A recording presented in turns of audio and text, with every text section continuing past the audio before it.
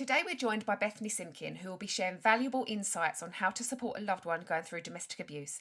If you know someone who's experiencing this type of violence or abuse, it can be a difficult and overwhelming situation to deal with, but you're not alone, and there are ways that you can help them. Bethany and I have had extensive experience in dealing with survivors and have helped many women who have come out of abusive relationships. We will be discussing how best to be a supportive person to your loved one. This conversation aims to give you the information you need to help your friend or family member know that they are not alone and that they have your support. Welcome to The Secrets in the Powder Room, where we share stories and open up conversations about all the secrets women are forced to keep out of fear and shame. I'm Louise Bryant, professional certified coach, intuitive eating counsellor and trauma-informed domestic abuse specialist and survivor. I'm here to support you on your healing journey and help you feel like you're not alone. This is not to be a replacement of your own professional, medical or legal advice. This podcast contains adult language and content. Listener discretion is advised.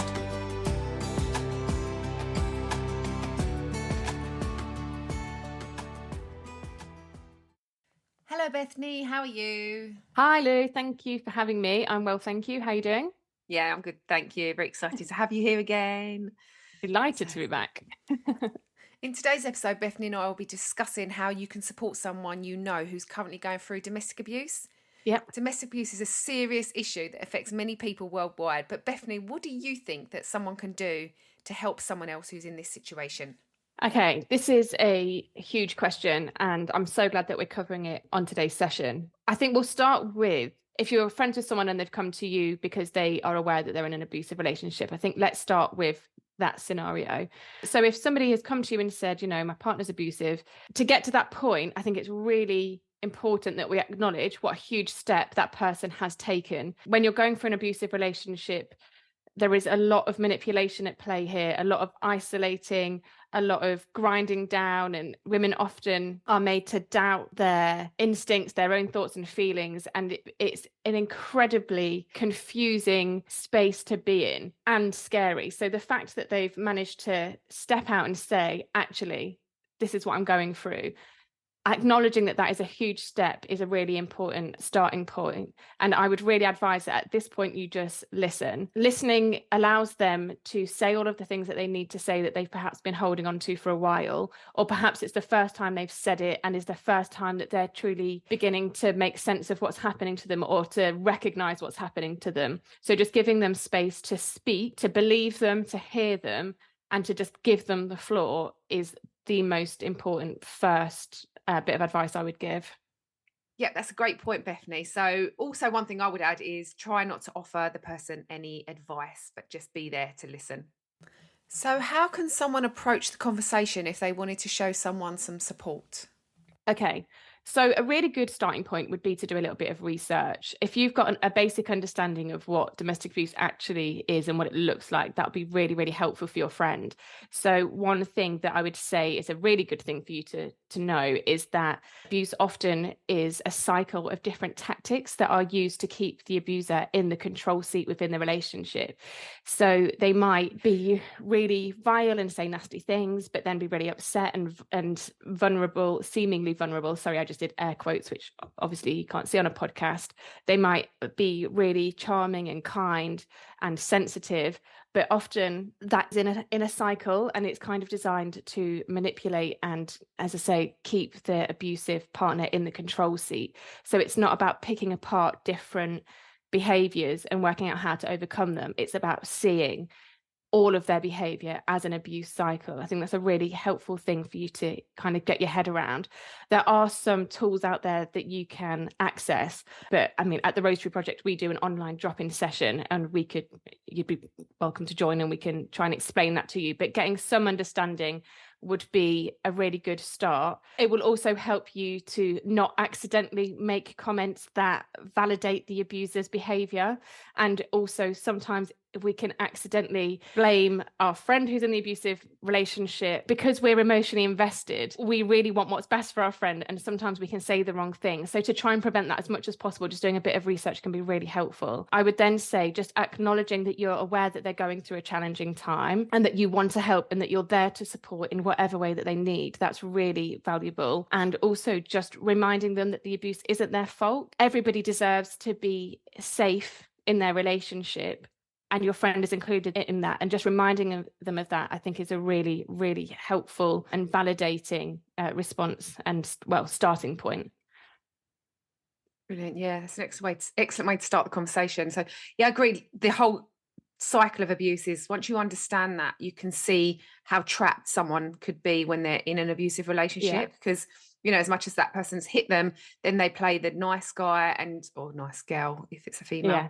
and kind of win that person back. And there's lots of stuff going on for your friend or someone that with their cortisol levels and adrenaline, Yes. and having a good understanding of that is really, it's difficult to get that understanding because that information isn't openly available. But obviously there is research you can do and stuff like that. But just, again, something that Bethany and I probably talk about in another podcast would be the cycle of abuse and stuff. So just to add on the violent part as well, like sometimes they might have like thrown a vase at a wall or thrown a laptop on the floor or something, and your friend will say, oh, they're not violent, they would never actually hurt me. But actually any displays of violence is categorized as domestic violence because they're showing aggression to scare you in the moment. So it's not that they're holding back from hitting you, it's that they're displaying their power in the relationship. So I think that can be a helpful thing to know.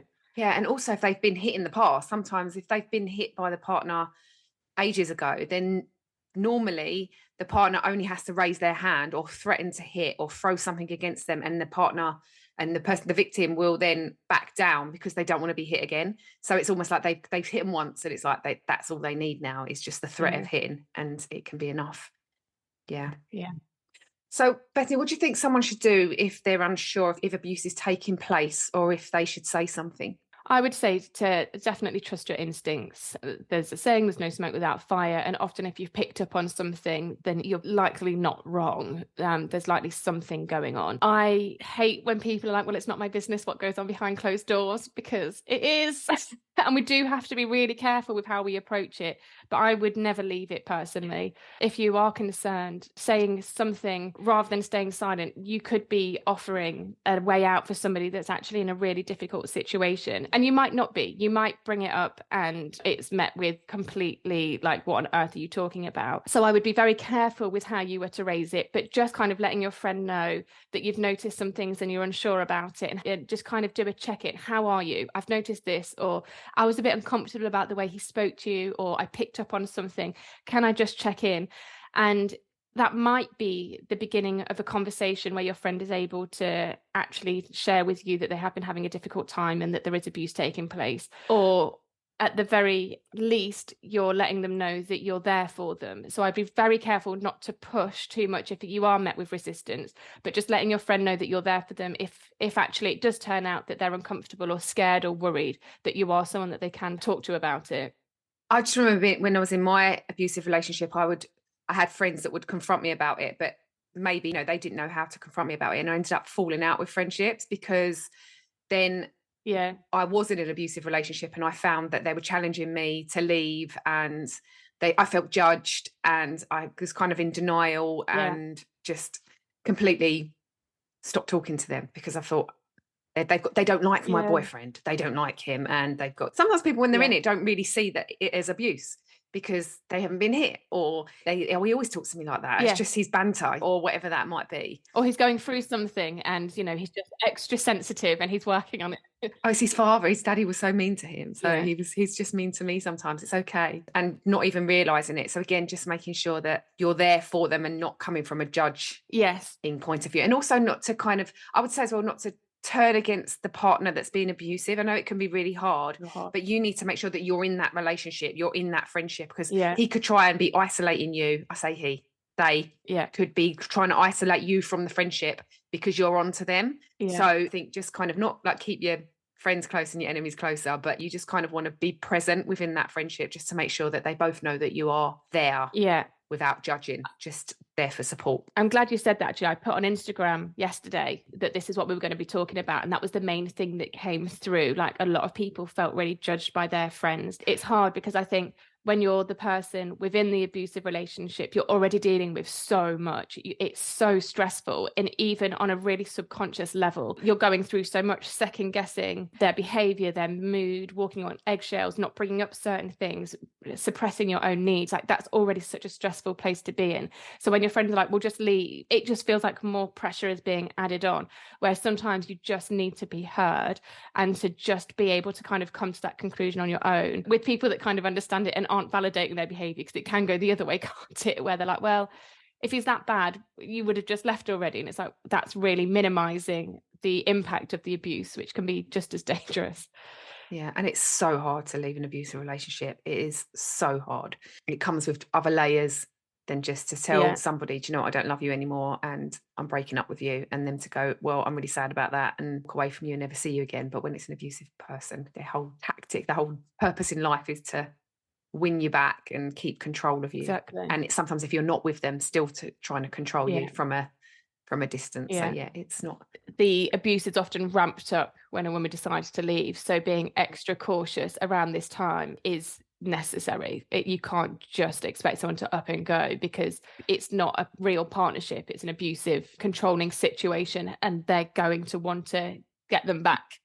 So yeah, that's a great point. So often we think of physical abuse when we hear the term domestic abuse, and a lot of people still use the term domestic violence. As professionals now, we're taught not to use domestic violence because not all abuse is violent and it can be quite confusing. Okay, so Bethany, what other ways can someone support a friend or loved one?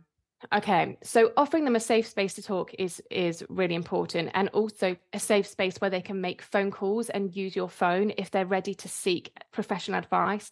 Their phone might be being monitored, so offering them a phone that they can use in a safe space, that could be really, really helpful. Don't push them to leave the situation if they're not ready. Letting them know that they are allowed to leave can be helpful, but again, being really careful that you're not pushing your friend to do anything that doesn't feel ready, because they'll just close down and feel judged. Encouraging them to get professional support can be a really great thing to do. There are sometimes support groups that they can join to get a bit of extra help and a bit of extra understanding on how to deal with the situation they're in. That can be a better place rather than you just trying to tell them what they should be doing. Hearing from other people can be really helpful for them to make sense of what they're going through and help them to understand what their options are to leave, and to find out which professionals are the best to turn to. I mean, you can just Google domestic abuse support, but the Women's Aid hotline is brilliant. Helping them to get a therapist might be good, but again, I'd be a bit careful here. Definitely not in this situation. I would not go for cognitive therapy, but again, just offering them space where they can speak and be heard and make sense of what it is that they need to be okay. Another thing can be, if there is physical violence, offering them, if you live nearby, offering them a safe space to escape to. Also helping them to develop a safety plan so that they know what their options are. Yes, having a safety plan is crucial in case things escalate. Can you describe what a safety plan looks like? So a safety plan can be something as simple as having a code word that they can use to let you know that they need help, knowing a safe space to go to if things escalate. As I say, like if you live nearby, you can offer to house them or see if there's somewhere else that they can run to if needed. If you're getting ready to leave, I would definitely recommend going through this properly with a professional, because we wouldn't want to do anything to put your friend at risk, and to let the abusive partner know that that's what they're planning, because again, just to really stress that that is the most dangerous time. Thank you, Bethany. That's really helpful information. And I would also add, if anyone's in any immediate danger, call 999. So what are some things that someone should not do when supporting someone experiencing domestic abuse? Okay, so definitely don't take this on completely as your own issue. You are there as a supporter to your friend, and you can't take over this situation, no matter how tempting that is. It's really important to make sure you've got boundaries in place for yourself, because obviously that's not a great place for you to be if you're taking all of this on, but also for your friend. Like, supporting her will empower her. Taking it on for her will not empower her. I keep saying her, sorry. I know that also applies to if you've got a male friend going through domestic abuse. Or if it's a family member as well. It could be your daughter, your mum. Never, ever blame the victim, even if you're infuriated, because it is infuriating when your friend doesn't leave, because you care about them and you just want them to be safe. It's very normal to feel beside yourself that they just won't get out. That's not their fault. at all. It really isn't. It is so hard to leave. There is so much going on. So do not at all blame the victim. If you need an outlet for your fury, go and scream into a pillow, talk to somebody, get some advice separately to your friend. Absolutely. And I would also add to that, that don't feel frustrated if you do all this with your friend and she goes back, Yeah. because it's just a part of the cycle of abuse. And they say it can take up to 7 times to finally leave an abusive partner for good. And again, if you're really struggling to understand this, just do a bit of research so that you've got a better understanding of why this is. There's so much going on. There's so much manipulating, gaslighting, self-worth has been eroded. There's stress levels, cortisol levels, traumatic attachment. There's a lot going on. It's not black and white at all. So just regroup, do a bit of research, and just retain your kind of supportive place. You don't want to make your friend feel like it's their own fault. Well, they've chosen to be in the relationship, so they deserve it, because it's just not true. They're in a really horrible, difficult, hard situation. And definitely don't try to confront the abuser or intervene. Again, very difficult sometimes. Oh, but you just can't. You could really create such a difficult situation for your friend. And again, you might feel that you know best in that situation. You don't. Getting involved, the abuser might tell you everything that you want to hear. They might agree with you. They might even apologize. And then as soon as they're back behind closed doors, you do not know what your friend is in for. So do not do that. It could lead to much more danger for your friend. Yeah, 100%. Yeah, so that's an essential point. Thank you. Thank you, Bethany. So what about someone who's in a potentially dangerous situation who needs to leave quickly? What should they do? Okay, so call the police if you can. I know that there is a lot of sexism and racism in the police force, which is infuriating because it makes dealing with domestic violence it just gives it that extra layer of difficulty that we could just really do without. But I would generally, that would be the first port of call. If nothing else, to just then have a police record. So if you need it in court later on, there's a record of it. But ideally, you would get through to the police. They would deal with it well, come and support you so you can leave safely. Just so you're aware, most police stations have a DV specialist that you can ask for when you call 999. You won't always get it. And I just want to be really real about this. I have asked for this before and ended up in tears because the handler of my call was just like, well, I've done DV training. You can just talk to me. And I was like, I really need to speak to the DV specialist. And they just wouldn't. And their advice was awful. So it's worth the try, but just to really manage expectations, they can be really crap. And it's something that's being worked on at the moment. But yeah, first port of call to call the police. There is also domestic abuse helplines that can give you advice and resources and referrals for support that's local in the area. If they need to get out ASAP, giving them a safe space to come to, letting them use your phone, maybe contacting a refuge if that's what they need, if they need to get out. And again, if it's a case of, okay, now we're at the beginning of needing to get you out, then contacting someone like Women's Aid or Refuge to get support in putting together a safety plan so that they can leave as safely as possible, if that is an option.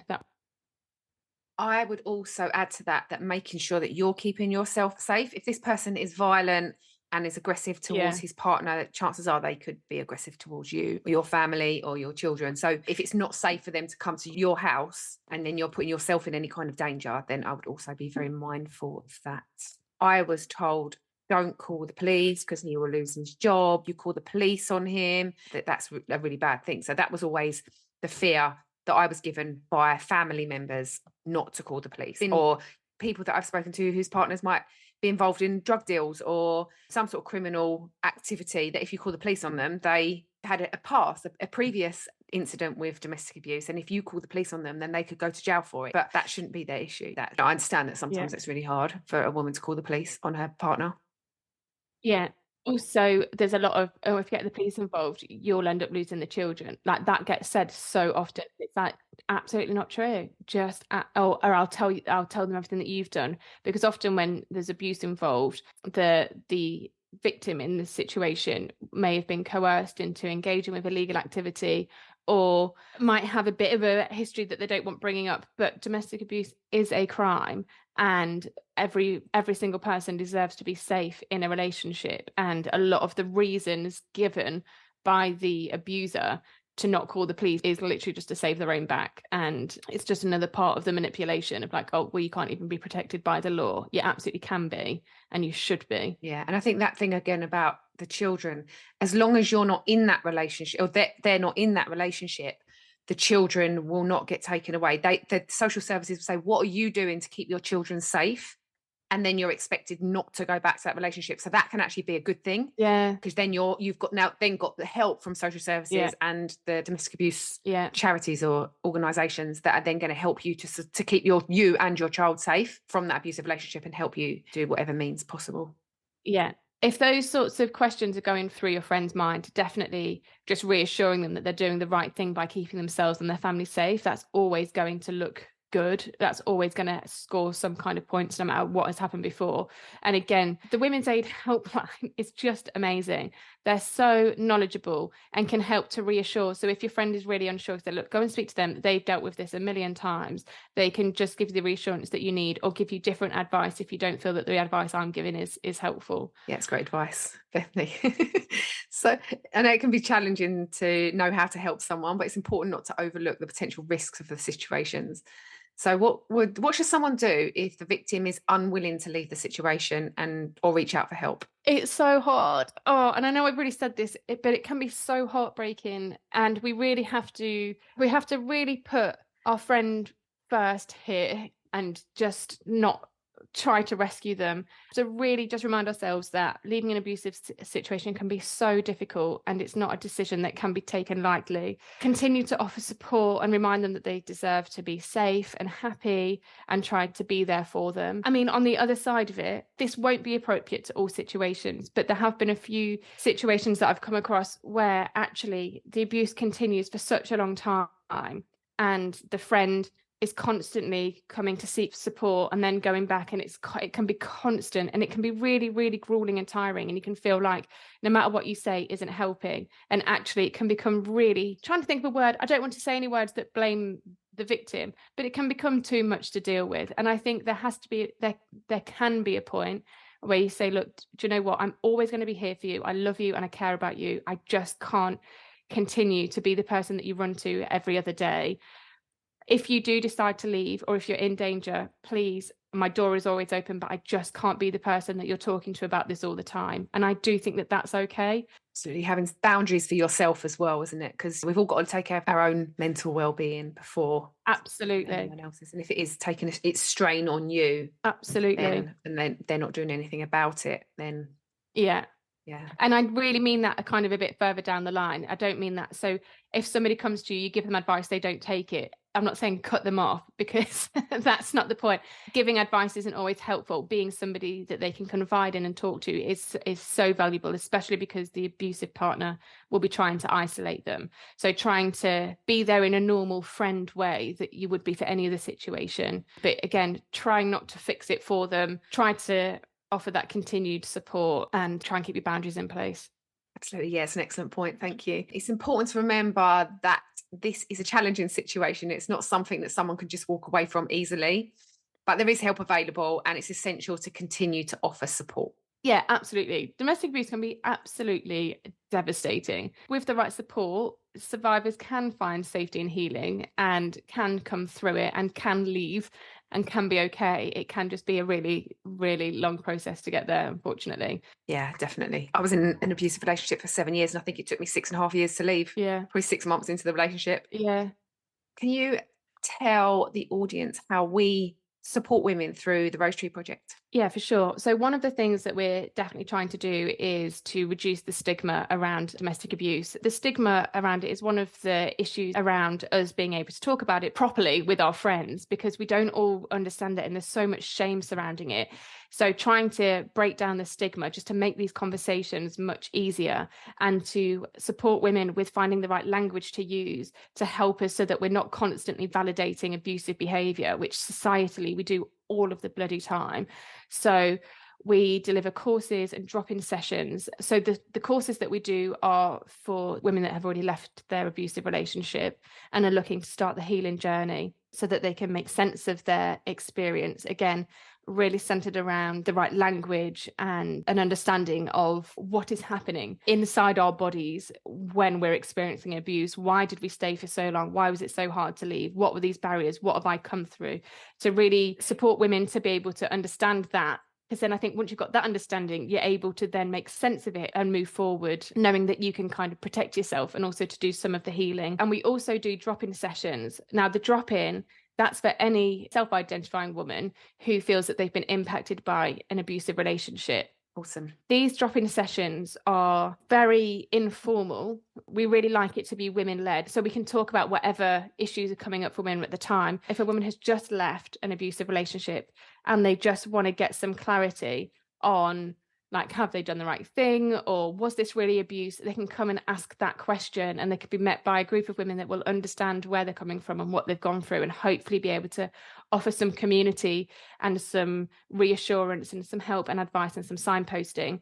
It's also for women that are a bit further down the line, so that if they've left their abusive relationship a while ago and they're kind of getting on with life, but they're facing some challenges, they might be struggling a bit with low self-esteem, or still just kind of want to figure out something that might not quite make sense as to what happened in or after their relationship. It's just like an open space for women, any woman that's been impacted, to just come and share, talk, be heard, be seen, and feel a sense of community, kind of undoing the isolation that they've experienced through the abusive relationship and rebuilding that self-worth and self-efficacy. And these drop-in sessions are online at the moment, aren't they? Yes, yeah. So we will be having some in-person sessions soon, but at the moment it's online. We're trying to reach as many women as possible. I mean, we know that thousands and thousands of women go through this, and we can absolutely support each other to properly move forward from these abusive relationships, rather than carrying the burden on our own, as we have done for many, many, many years. And how are these workshops and courses funded? So at the moment we run the workshop, we are not being paid for some of them, to be honest, and it's not ideal. We really believe in the work that we're doing, and it's so important that we're kind of doing some of them for free. And we really are just looking for some long-term funding. But the courses, they have been funded so far by local funding. We've had some brilliant people doing fundraisers at local gyms, which is amazing, and sponsored rows, sponsored bike rides. We even had a sponsored parachute, which is incredible and all incredibly helpful. Long term, we are looking at ways to self-sustain, but in the meantime, we desperately need funds so that we're able to continue doing what we're doing whilst we build the business side, so that we can self-fund in the future. We offer all of our resources to women for free, and we want to carry on doing that for as long as possible. Yeah, and hopefully what we want to add to that is some coaching. So once they've done our courses, they can then go on, if they needed to, have some one-to-one coaching. So that's something that obviously funding would be needed Absolutely. in order to do that. We do offer wraparound support for women, but again, it's just out of Yeah. our own time, isn't it? So we don't leave any women who are struggling with any situation to just struggle. Yeah. We try and help as much as we can, or signpost them in the right direction. Absolutely. After experiencing domestic abuse, there just seems to be so many barriers in the way of just achieving a normal, happy life, or just a normal life. There's trauma to overcome, there's self-worth to overcome, trusting your own decisions, trusting your parenting skills, trusting yourself, trusting the world around you. Like, there are so many obstacles to overcome, and women just really deserve the chance to thrive, not just to keep going over these hurdles because of something that somebody else did to them. So I think as a community, we really need to be better at putting recovery first, and anything that anybody wants to do or is able to do to support us in our mission would be greatly appreciated and incredibly, incredibly worthwhile. Yeah. So if someone wanted to, or had an idea that they could do some fundraising, how would they go about getting in contact with you to do that? So you can email me at bethany.rtp@gmail.com. We have Instagram, which is rosetree_project. And anybody that wanted to join the workshops or courses can sign up to our monthly newsletter, where we send just one monthly update of what's coming up. Thank you. That's fantastic. I just wanted to add on that note, when you said about the amount of healing that comes after an abusive relationship, because this podcast is based on how we can support other people who have who may be in an abusive relationship. Another thing that happens quite often when someone leaves an abusive relationship is they get treated a bit like, well, you're out of that relationship now, you should be okay. That the trauma, the PTSD and the trauma that you're left with Mhm. after an abusive relationship is really hard. You've got to then start doing the work, or they've got to then start doing the work on themselves. And it's a long process. It took me years to get to where I am today, to get over my abusive relationship. There's so much stuff, especially when you've got children or properties or businesses, stuff that there's got you still connected. You've got court cases. There's stuff that comes after you've left. So just being mindful that when your friend leaves, to understand that they may still need a fair bit of support afterwards, and not to kind of just go, oh, you're out of that relationship now, get over it. Yeah. And actually, sorry, you just prompted something for me. If you have the capability, the space and the time to do so, just offer them a nice day out. Yeah.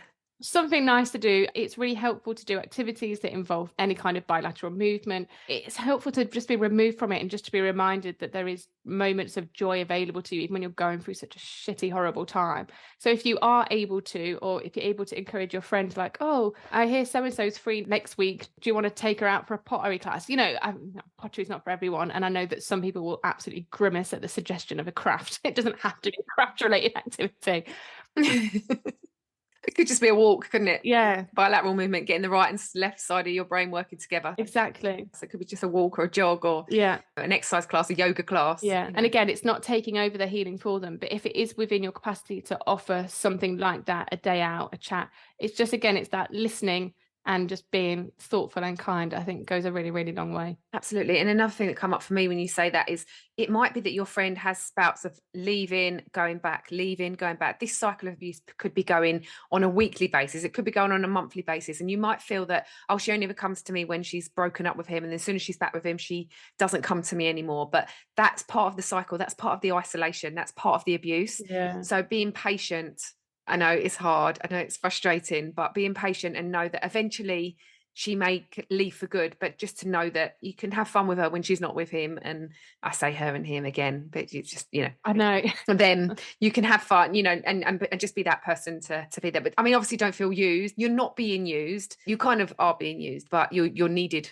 You're part of the process, and you're needed there to, Yeah. they need someone that can be that person that they can ring up when they're out of that relationship, and know that you'll be there to help them. And that's quite important too. Yeah. Yeah. I've definitely got good examples of a friend who said to another friend, acknowledge all of these red flags. You're constantly telling me about the red flags, but you're not willing to acknowledge that you have power in this situation. You're not willing to protect yourself in any way. You're just telling me about it, and I don't know what to do with this anymore. So I'm going to have to step away. But please, that's not me closing the door on you. I will always be here for you, but I just can't do this. So their friendship kind of went on hold for a while. And then when this person did leave the relationship, my friend was the first person that they came to. So it was really important to know that they still had them there. And I just think that's quite powerful. I'm not saying that's always the option, but sometimes that can be the right thing for both of you. Yeah, I think examples of that in my abusive relationship with certain friends. They were frustrated when I went back and didn't really speak to me, but then as soon as I broke up again, they were like willing to take me out and Yeah.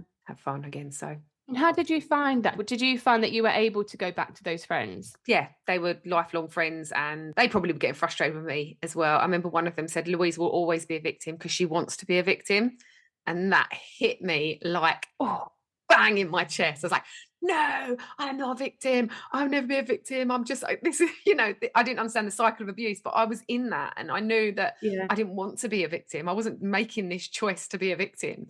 And it was, it was hard. I think maybe it kind of was a little bit of a, give me a shove up the arse to like do something about it, because I didn't want to be seen as that. And it was a bit like, and I was, I think I am, maybe I was very, I do care what people think of me. Yeah. And that was Yeah. like, wow, is that how the world sees me? I'm not a victim. I don't want to be a victim. And Yeah. I'm not choosing to be a victim. So yeah, Yeah. it was, yeah. Yeah. Thank you so much for coming on today, Bethany. It's been an absolute pleasure again having you here. Thank you for having me. I feel like once again we've just scratched the surface, but it's really nice to be able to chat about this, and I hope it's of some help to you guys listening. Thank you for having me. Yay. You're welcome. Until next time. Yes. Thank you for listening to this episode of Secrets in the Powder Room. If you're unsure of red flags and warning signs, you can listen to podcast episode 9, Understanding Domestic Abuse, Spotting Red Flags and Seeking Help. If you found this podcast useful, please leave a review as this helps others to find us.